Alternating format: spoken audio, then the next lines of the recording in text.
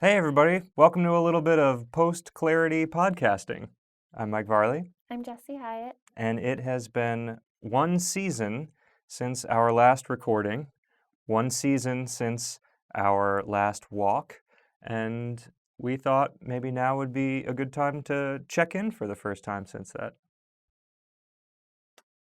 Yeah, so here we are, and we'll just talk about what it is that we've been doing since we finished walking and what this last 3 months has had for us. Yeah.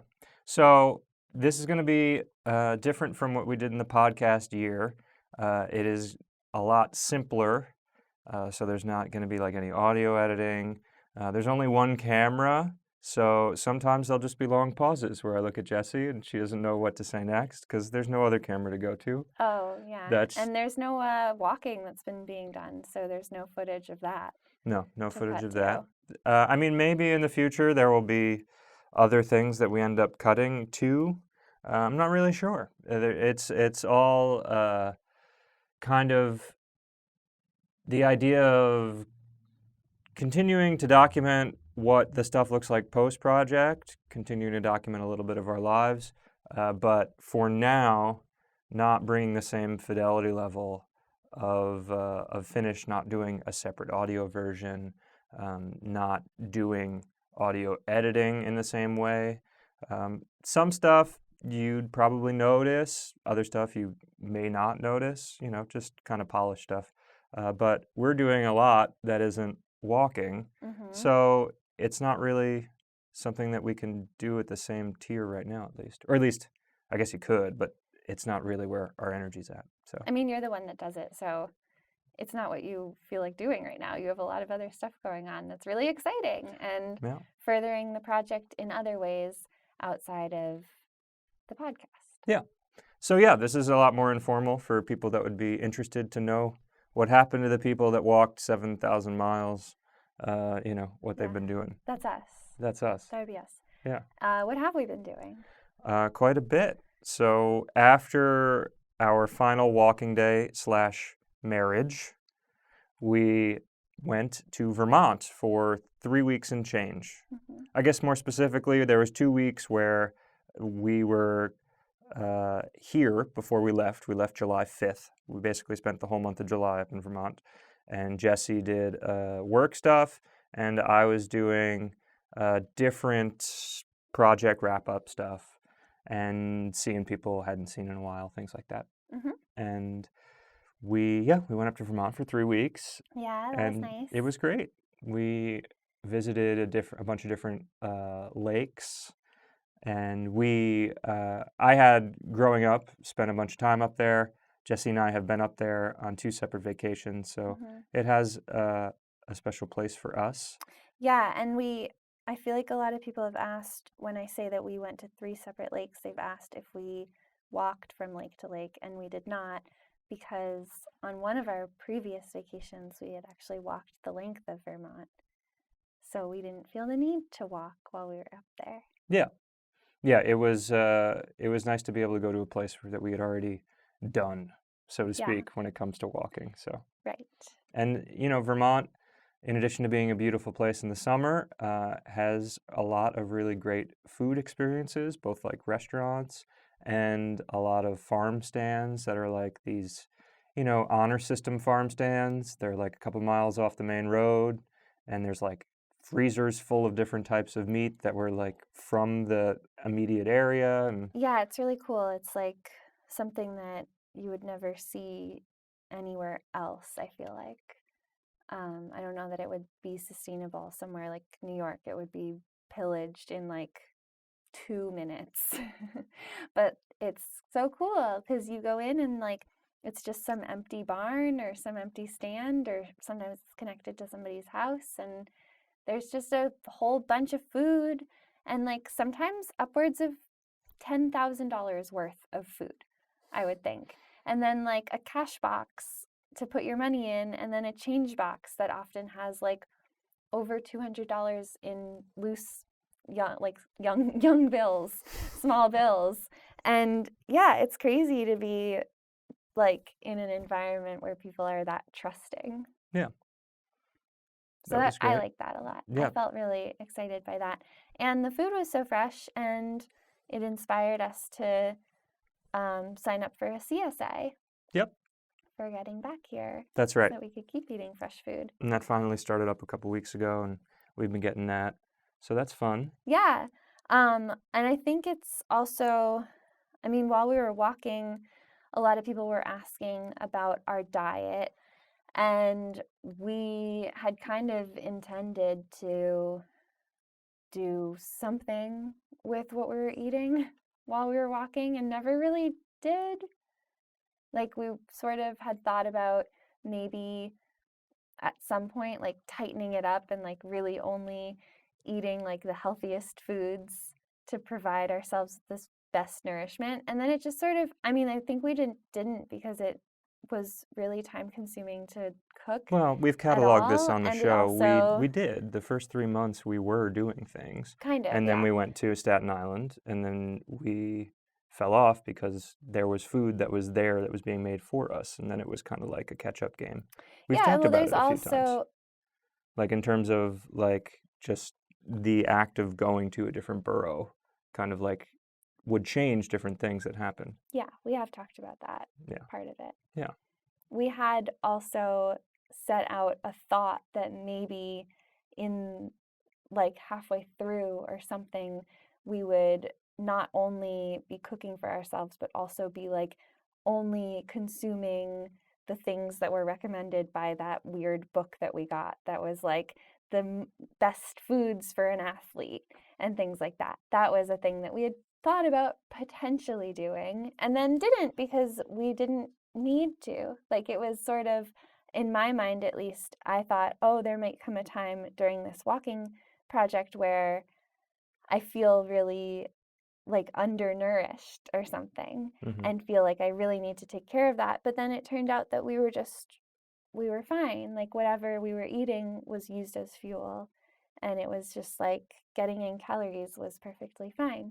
And then now that we haven't been walking, I feel almost like now it's more important to be eating the really healthy, fresh food because I'm not just like using it as fuel and energy. I'm also like, it's like sitting for longer in my body. I don't know how it works, but it feels like it feels like it's just with me for longer. So it should be fresher or Hmm. something. Yeah. Well, I that is the ideal, and part of what coming back from Vermont was we had likened it. I don't know if we had actually explicitly described it in the podcast prior to stopping, but we were talking about coming back to the area, like coming back from space, like the idea that having stopped walking would be such a significant gap in our time that we have to figure out how to refill it in a proper way. And I don't know if we've done that really successfully that so far. I think that uh, I guess what is making me jump to this point is the thought, and I wouldn't even say this is probably one of the more successful things, but I've been eating a bunch of bagels intentionally, not because I am, hungry for breakfast and I want a bagel, but because I want to do as our first kind of post-project thing a comprehensive bagel survey. And so, as a consequence, this month of September, I've been eating like 3 to 4 days a week, anywhere from like 2 to 5 bagels in a day. Now, those are I You're don't eat eating the whole bagel. I eat halves. half of them, It's but still a lot of it's still a lot bagel. of bagel. And then I've been giving them out to various people, the other halves, except in instances where like it is a bagel that is like particularly noteworthy and I have to like really put my hat on to think about like whether or not where it ranks in like the tier, like the great hierarchy. But for bagels that are I've already kind of like tasted before, that I've already seen before in some respect, I feel pretty okay with just eating half of them. Yeah. And then, yeah, I've been giving them out to people. But I guess what I'm trying to say is that the time that since we've been back has been kind of hectic in terms of, well, Jesse's been doing a lot of work stuff, which I'm sure Hmm. she can speak to more. But also, like, it, we don't have a team of people to help us. I mean, we didn't have a team of people when we were doing the thing, and there very easily could have been multiple people helping us do stuff. Like there were, like, diet alone could have been Yeah. one person. We did have a couple people throughout the year help us with certain things, but not like didn't have like a pit crew, Right, like a race car driver or right. anything.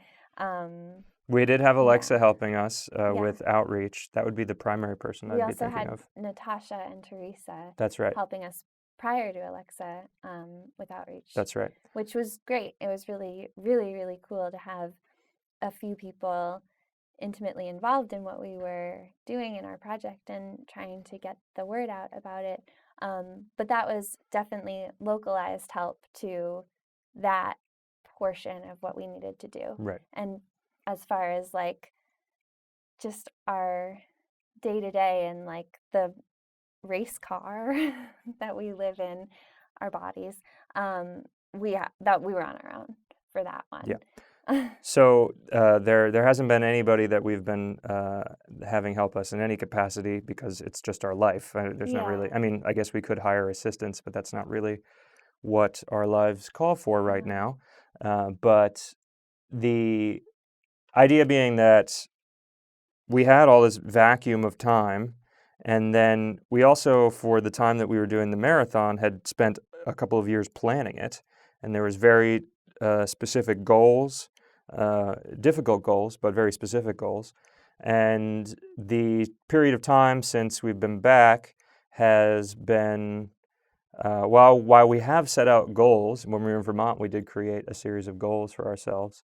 Um, the ability to hit those goals, I mean, I guess fluctuates. And yeah, I mean, I've been able to do things, I've been able to work towards those things, but we haven't had as much time together to like figure out what the shared goals are. So, I mean, you want to speak a little bit about your work time? Yeah.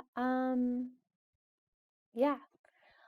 So like through, I think anyone listening probably at some point, if you've heard or watched or listened or however you consume this, you know that I walked 3 days a week while Mike was walking 5 days a week, and I took those other 2 days plus as the time went on. It ended up really being the 4 days that I had off of walking to run my dye studio, which throughout the year that we were walking really just like was growing and growing and getting more orders in and um, getting busier and busier. And so when we finished our project, I was sort of feeling like I was on a bit of like a hamster wheel with it all, where it was like I was trying to manage it all while we were doing all these other things. And I think I was managing it, but also um, there was a lot that could be sort of like reorganized and re-put into place. And so I've spent the last, since we've been back from Vermont, basically trying to get that into a place where I can do the next step of whatever our project is, um, and still be running that studio, but with sort of like a fresh start and not from a place of like, okay, I have to run in and figure out what I need to do and quick, like, write down notes for what I need other people to do and like really kind of like shooting from the hip. I've been spending a lot of time trying to readjust how I'm managing things over there so that it is more streamlined and um, hopefully just running smoothly on its own to some degree. And um, yeah, putting myself more in a position of like leading the train over there and then trying to delegate. But yeah, it involved sort of like a phase of bailing myself out and then a phase of like bailing myself out while trying to plan for the next steps. And now I have bailed myself out. I haven't bailed. I'm still in it, but I have removed the heavy waters and am, yeah, like going into the next phase over there with a really clear plan of how that's all going to get handled. So I've been spending most of my energy thinking about that and trying to get that all in order. And then as far as for our project, I started working on some little things that I don't know if I want to talk about yet. Yeah, that's fine. I mean, I don't typically talk about things until I'm, fairly confident that they're going to happen. Yeah, I mean, I'm confident these are going to happen, but I feel like I don't know. What can I tease it? I mean, I can give a little teaser. Something that will be both digital and physical, and will it be something that encourages, or hopefully encourages, it's the person that is interacting with it to engage with what we did in sort of like in a physical way. There you have it, folks. I wonder if anyone will know what I'm doing. I don't know what you're From that doing from that description. You don't know statement. what I'm doing I from mean, I that do know what you're description? doing, but Well, she's working on I something was really cool, so we'll thanks. just have to see where it goes. Thank you. I was trying to be cryptic, I but know. I guess if you know what I'm doing, just that's good. Yeah, speaking of cryptic, another thing that I've been involved in is cryptocurrency, specifically NFTs, non-fungible tokens. I don't know what percentage of people that are listening to this right now know what that is or care to know Yeah. what that is, but I'll give the Cliff Notes version of it for now. In May, while we were still doing the project, I got involved in a non-fungible token project, an NFT project called Blipmaps, which my friend Chris, who is a podcast guest, Chris Apino, he roped me in as well as several of our mutual friends. And you should go to blipmaps.com if you are interested in uh, NFTs. Or you honestly, even if you're not, it's interesting just to like Yeah, see. yeah. This is a And it's whole, you don't have to be like a techie to no, like it's just a website. yeah, this is a whole thing that maybe at some point we'll do a longer video on, particularly when new ventures intersect. But basically, uh, it was, and it remains a different kind of artistic avenue for me to contribute to, and it has really captured the imagination of people that are interested in this type of art.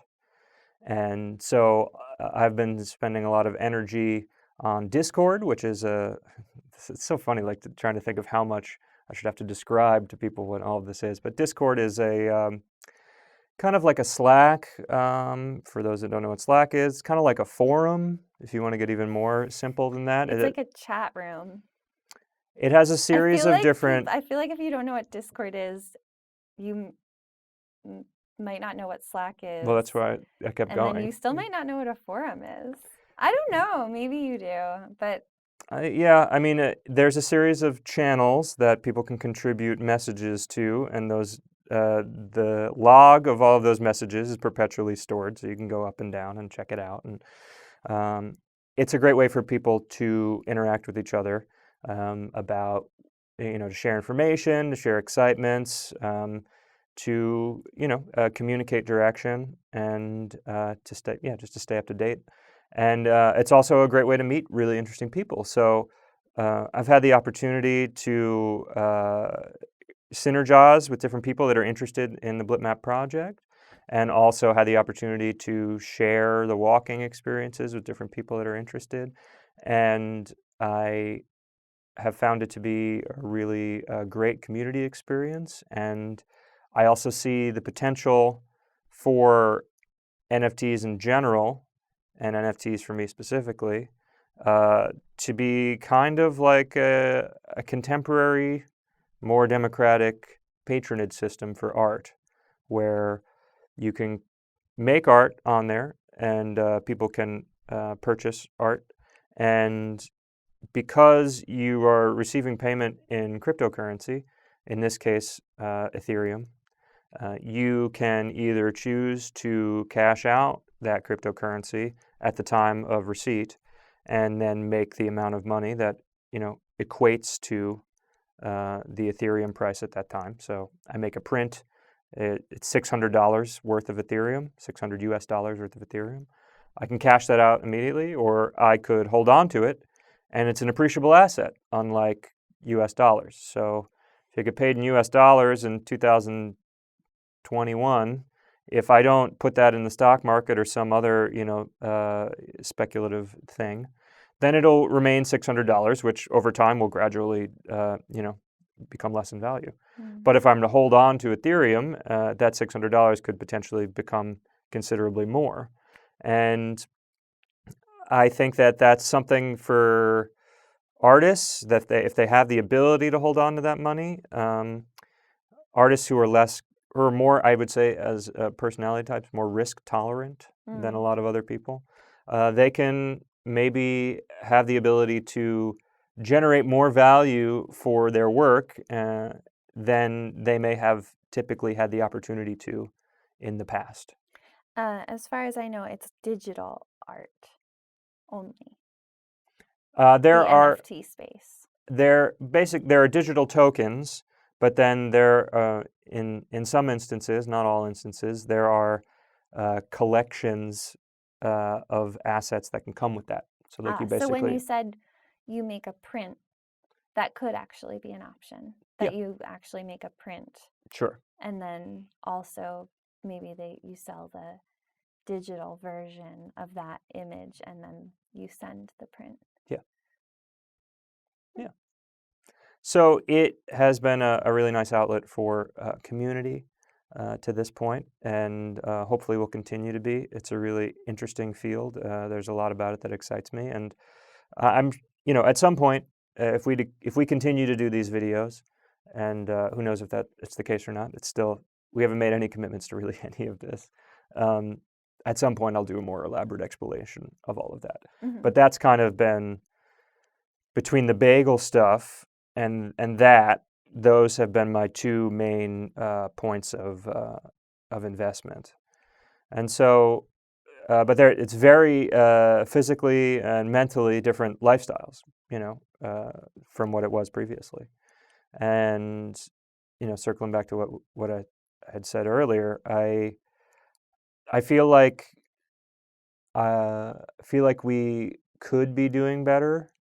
I don't really make to see that. Like I don't like saying things like that because I don't like feeling like I can't do better. I don't know.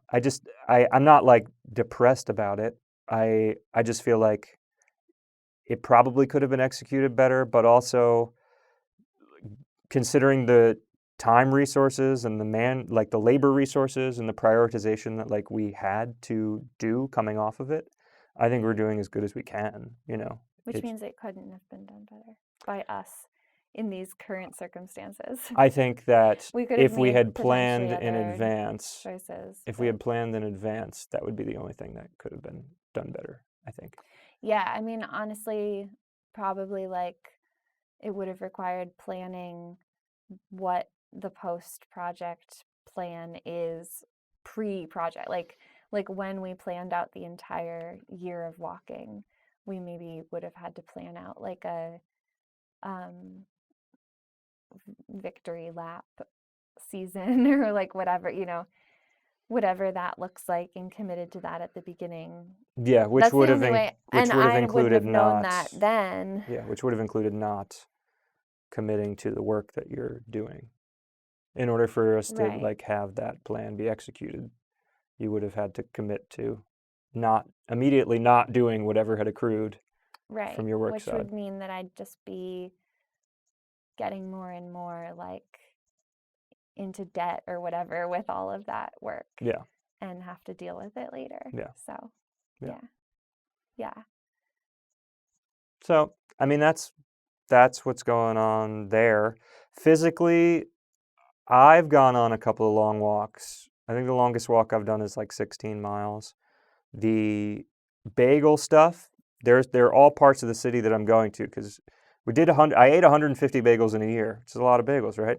But when I put it all out on a map, I realized there were some soft spots in the coverage that I wanted to get to, and it roughly equated to like 50 more bagel places. And so they're all throughout the city. And in order to get there, mostly have been physically transporting myself there, but I've been largely using bikes. I've been using city bikes just because it's fun.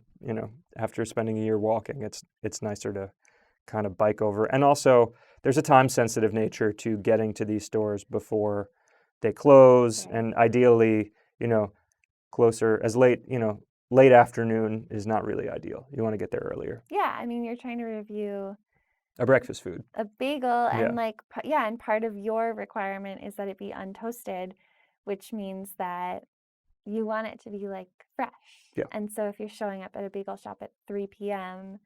and then reviewing how fresh it is, like that's kind of The best bagel rude. stores have the best bagel stores do have turnover, No, but it's true. But it's more like there are some even, bagel stores that I've gone to that straight up they don't make new bagels. yeah, So I have to go back again like because they don't have an everything bagel yeah. anymore. So, Well, especially the closer to the end of the day, even with the best turnover, still at some that like even more so at some point in the day, they probably know like, okay, we're gonna sell out yeah. and we're just gonna stop now. Yeah.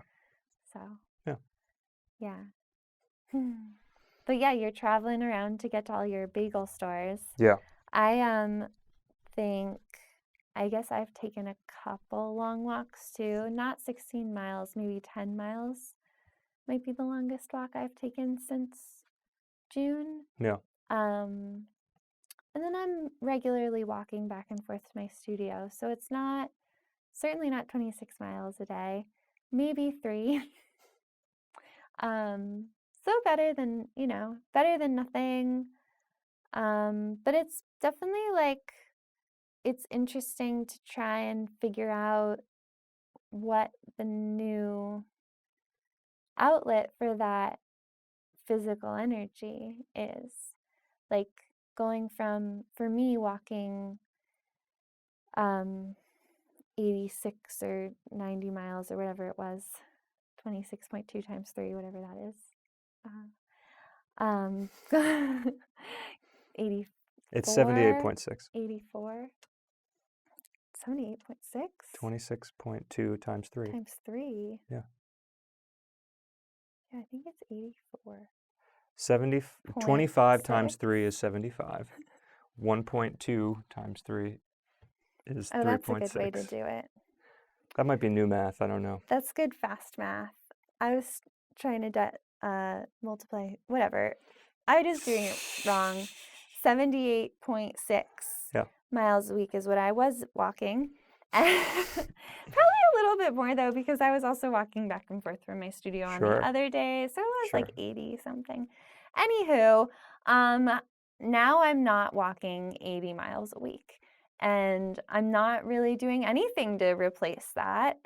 And I guess like most people aren't doing that much exercise. Like the average person probably doesn't need that much exercise, but it is weird to go from doing that much to just not doing that much. Yeah. With no cool down. So yeah, I don't know. Yeah, I think It's still a work in progress figuring out like what that new balance is going to be. the big things I think are the change in physical activity is definitely meaningful, if we're doing some sort of post-mortem Hmm. or continued post-mortem on what we did. Yeah, I don't think it's mortem. Do you not like that word? Well, it's not, it's still alive. It's still living. We're still like, right? I mean it's a postmortem is a phrase. It's Yeah, not. yeah, I yeah, yeah, mean, in yeah, yeah, terms yeah, of like we're not walking that much anymore, yeah, yeah, and I don't see us and until we seriously take up another walking project. yeah, yeah, yeah, We're not gonna we're not gonna be doing that again. Regardless, post walking 3 to 5 marathons a week, depending on who you're literally talking to. yeah, Um, yeah, I think that it does make a difference. It's not like your body is used to one thing, yeah. and and we're just transitioning for that. But equally as important is just the structure that we had instilled on our lives is gone, and then it's uh, it's a lot more abstract now, or at least to this point has been a lot more abstract, particularly as Jessie has been finding her water level post our honeymoon with work, and so what the future looks like structure wise. Will it be as structured as the marathons? I don't think it possibly could be as structured as the marathon one because it was just a matter of necessity. And even then, we talked in the podcast a number of times about like different parts of our routine kind of like floating away, like, a rocket going through the atmosphere, like different parts falling off as it goes. Um, Even in the best of circumstances, it's difficult for me at least, and to maintain a rigidity of structure. But now it's become a lot more nebulous with it, having kind of like goals on a weekly basis, goals on a monthly basis, and executing on those goals. And it's I think we're moving forward. Things are going, Mm-hmm. and maybe they could go a little faster if they were structured, but it's not about speed as much as it's just about like um, when you had that level of structure, uh, you're you're never really like sitting around. You're never really like at a loss for something to do, and Yeah. and in this respect, it's really just like going back to traditional life. Well, I think, yeah, I don't know. I think also for me, the level of structure that we had during that year was really good and energizing, and like it was cool to just kind of know, like, okay, now we're doing this, now we're doing this, whatever, like this is how it's going. But it also was like that's not how I am or how I've ever been. Like even when I was in high school or college, I don't think I ever had that much structure or that much planned out. There was always some form of like free free time, free play, and I always wanted to be productive, but that would sort of shift from thing to thing, and I liked being super like on task and as productive as we were, but it also, I think, maybe doing that for a full year where every minute essentially of my life was figured out and planned and moving. I think I don't know if I'd say I was burnt out, but I definitely like even thinking about having any structure, committing to any structure felt really overwhelming when we were done because I was like I said, I feel like I felt by the end like it was just I was just on a hamster wheel, like just okay, gotta do this, gotta do this, gotta do this. And like I just wanted to then not have to do anything and just like rest. Yeah, yeah. So I now mean, I'm getting to a place where now I'm like things are sort of recalibrating, or I don't know if that's even the right word, but like I had a chance to have chaos and rest both after such a rigid structure.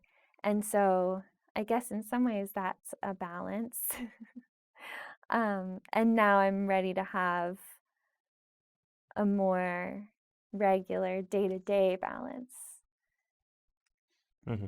And I guess I'm saying like when we went to Vermont on our honeymoon, there was a lot of time to rest. And before we went, it was just chaos trying to like do all these things that I felt like I had to do. And then when we got back, there was a lot of like chaos again. So it was like just like coming off of a sort of like steady running wheel to like trying to run all the wheels to just like sleeping and like swimming and having a nice time and going on the boats and doing all the things we did in Vermont that were just like total chill. And then like, oh my gosh, all the wheels again. And now I think I'm ready to like be on one wheel that is just at like a normal pace, like a Hmm. comfortable pace. Hmm. Does that make sense? Do we I don't like know. this analogy? I mean, whatever it is that Metaphor? you feel good about. I always forget which is which, the analogy and the metaphor. Well, One the of hamster them, wheel, is this what you're going on? yeah. I think it's an analogy in this instance. I could be Okay. wrong. Yeah, I think that the had there been an opportunity to implement a structure immediately after the Vermont time, that would have been enough time for me because it was 3 weeks of doing nothing, and could have done a structure that was not as demanding as the walk time. Mm, But I do think that I think structure is more desirable than amorphous time. mm, And I just think the X factor is having a conclusion time for that structure rather than saying that this is going to be the indefinite new structure. Because then I think you can say, okay, well, I know when this is going to end, so that I can hold it together for that period of time.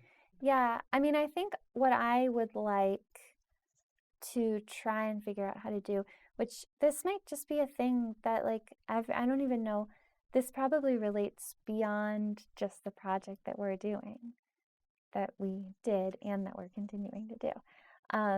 But I think probably a lot of people will relate to this, but I definitely tend to create structures around seemingly impossible tasks.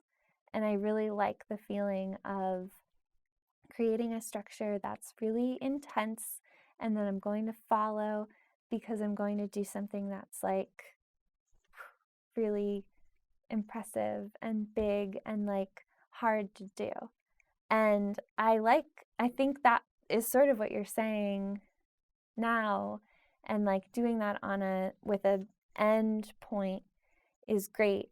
But I think I'd actually like to try a structure that isn't like pushing myself to the absolute limit, but leaves room for some sort of like slowness within that too. And I think with our walking, we certainly had that because even though like we were trying to walk a wild amount of miles in one day, we weren't running it. Like we were giving ourselves 10 to 12 hours to walk 26 miles. That was plenty of time to do that. We were able to do it at a slow pace. Mm-hmm. And that was the nature of the thing we were doing.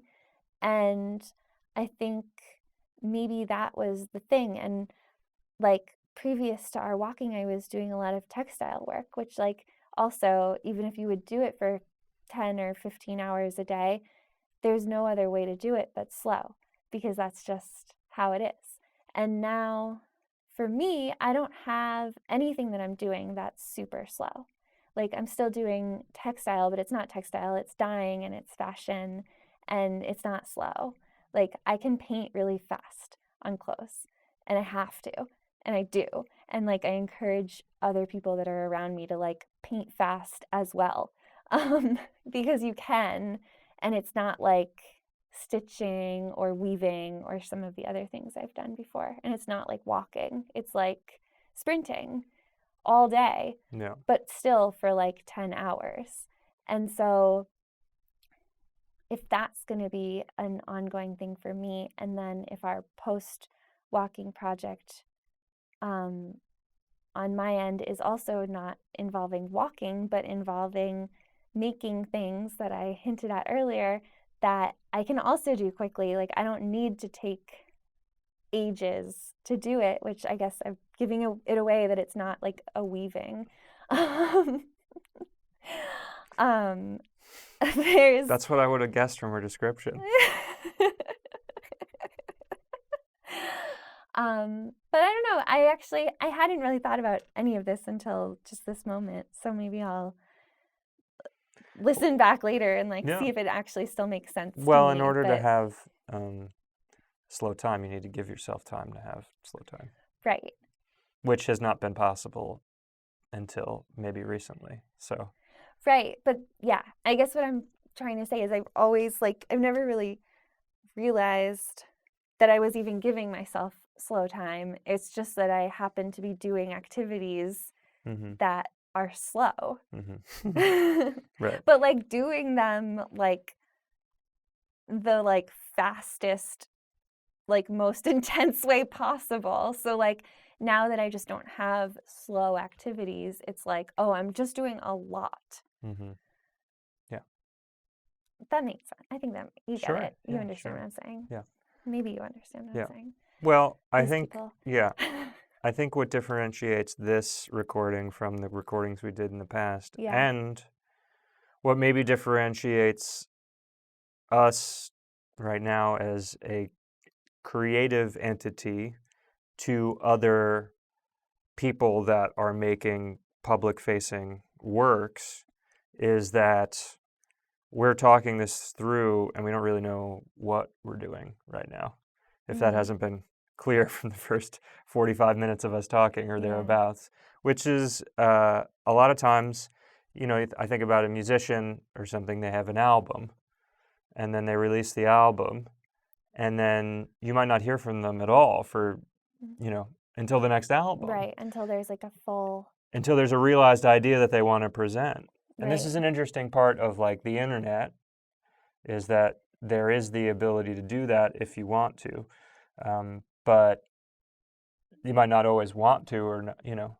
For this, I feel like it's kind of interesting for ourselves, for anybody that's, you know, that's watching, that has watched in the past, to like have us talk out what we're doing, but it's very different than what we have been doing previously. Sure. You know, we were interviewing people previously. We were witnessing this thing that we had already, you know, planned out pretty significantly.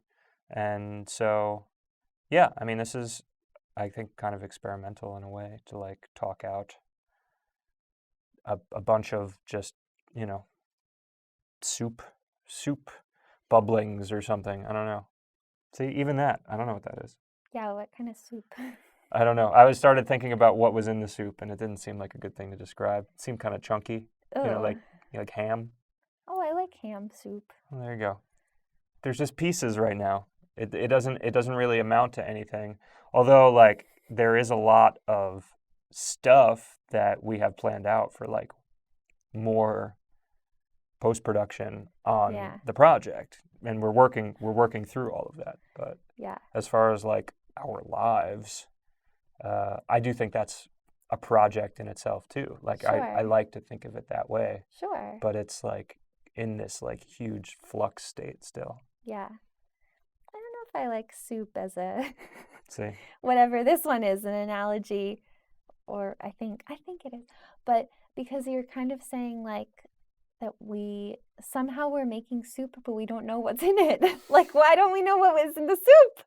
where's it come? Like, is there a hole in the bottom of the pot that is like sucking things in and we aren't going to know till we taste it? I don't want that soup. I have some allergies There's to a consider. hole in the bottom. I don't know. I don't know either. What if it's gross? What? It'll be delicious. Anyway, this is a perfect spot, I think, for us to cut it here.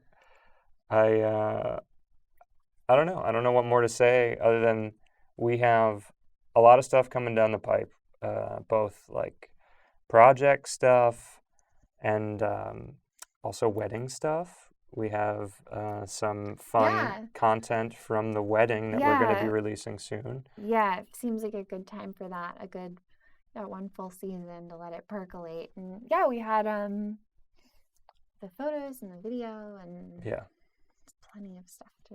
Yeah, we like the change of that. seasons. Yeah. It seems like a good time to like make turns on things. Yeah, I mean it does. It seems like that's what we structured our project on. I mean, I don't know.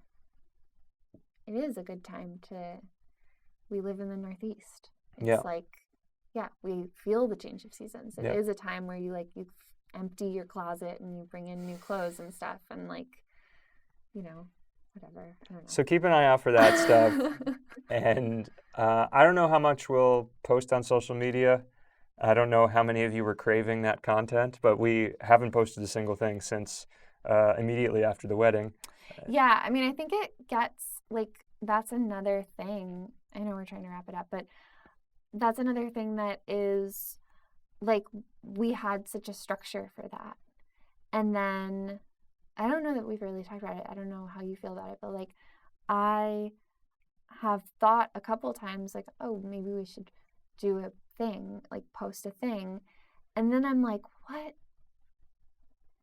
Then I really overthink it because we had a structure. We just had a structure. We had really overthought it ahead of time, or fully thought it through, I guess. Oh, maybe we didn't overthink it, but we had fully thought it through and we had made a plan and we had described clearly why we wanted to use social media, how we wanted to use social media, what the purpose was, what we were communicating. And that also lasted through the year. And now it's all those questions again. Anytime I've thought about it, I'm like, well, what are we doing with it? And why are we doing it? And is this right? Does it fit? Are we going to get stuck where we have to post every week again? Or do we want to put, I don't know. It's just then all the questions come up again. And we really only answered them for the 1 year. Yeah. I had been doing most of the social media posting for us. You were doing some of at the beginning, you were doing the photos once a week. Yeah. But YouTube, I was posting all the stuff. Instagram, I was posting most of the stuff. Yeah, I mean, what I'm trying to get at is that as far as having the habits, I was the one that was having the habits. Right. So I didn't even know. Yeah, we haven't talked about it because you hadn't brought it up to me that you were even thinking about posting. Right. The way that I saw it was that it just didn't. Well, other than I guess we could have immediately started doing let's look back to last year. This is where we were last year, and it just didn't seem like it made sense to do. I mean, there's a lot to unpack about the social media thing. You're completely right. Mm-hmm. And what it is, what it means that we did it, what it means to do it moving forward. And I don't know. I don't think that the very early returns would be to do it every day is not something that feels organic to me. Yeah. Unless there's a specific purpose. Yeah, I mean, you're saying you did all the posting, which I think you did, but it's not like you were doing it all because you were thinking just organically, oh, I think this thing that I just randomly saw, No. We had set out a schedule for it together, and you were the one that was implementing No, it was a joint thing. I'm just saying be... in terms of the execution, the idea that you were thinking of doing stuff. Certainly, and I think I'm more just aware. I think during that year I was aware that we were regularly putting things out, and then there'd be some sort of interaction on there. And now I'm aware that we like haven't Right. posted anything since that ended, what we had Right. planned. And so like occasionally I'll think of something that I would potentially like suggest, like, oh, we should post about this thing. And then I'm like, ugh.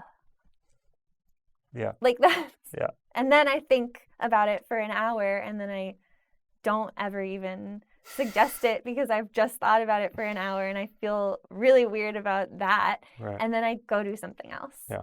So. Well, if you guys have any thoughts about our social media content in general, the things you want to see more of, or anything, let us know. I mean, that's Yeah, always... I mean, I'm not opposed to it. And I feel like also probably like most people that are engaging with us in this in any way would probably, I assume, I don't know, be like, yeah, post stuff. We want to see, what are you overthinking? But also, I think I would imagine that a lot of people would probably understand that because social media is just it's just like a weird zone. It's a weird zone. Yeah. I think that's it. I think that's it. I think that's a good update. Yeah. I'm sure we could go on. It's a stream of consciousness update for the fall of 2021. Yeah, I didn't prepare for this. I don't think there was anything to prepare. Time, so I don't know if we were I don't know if we hit all the marks. In terms of what it is that we're setting out to do, we're just updating people. I mean, this is it. Yeah. People that weren't interested have already left. Yeah, by now. No, I know. That's why I felt comfortable saying now that I haven't prepared. Right. Because anybody that's still around will be like, no. Maybe I'll just make a separate clip of just this. I don't even know if I'll make separate clips. That's what we'll see. We'll see what happens. I think it's just going to be one video. Okay. For now. But yeah, okay. I mean, thanks for watching. Yeah. if you did make it this far and this is your first time, welcome. That's wild. Yeah. I don't know, like honestly, if this is the first video you're ever watching and you loved this, I don't know if you'll like the rest because the rest are like more polished. Yeah. And like about New York. Yeah. Not just about us. Okay, bye. I'll say goodbye now too.